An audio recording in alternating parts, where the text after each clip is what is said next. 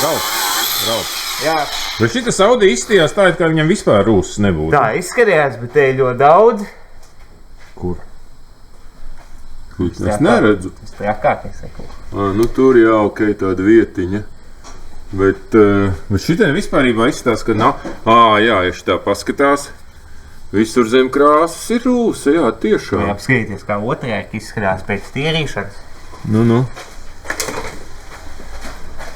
Vispār. Nu te jau vispār notīrīts viss. Un šī tik daudz bija rūsa, jā? Jā, visur. Visur bija, jā? Kad tagad tuvāk te paskatās, visur zem krāsas, te apakšā visur ir burbulīši. Tuvāk ieskatās pilnīgi visur. Nu, es neredzu. Nopietni. Jā? Nē, nu šitien es redzu burbulīšus, jā, bet, teiksim, tie man liekas gluds. Te ir, te jau var redzēt. Sākums stadijā te jau ir pušs. Man liekas, ka es esmu pro un es neredzu. Visur mans punktī. Un tu saki, šitien te viss šitā izstās. Nu jā, te viss redz, kur uzpūš brūnoksu. Tur redzi, jā, tiešām viss ir punktos. Ja nebūtu rūs, te jau nebūtu melnie punkti pēc tam. Viss sliekši, viss gals.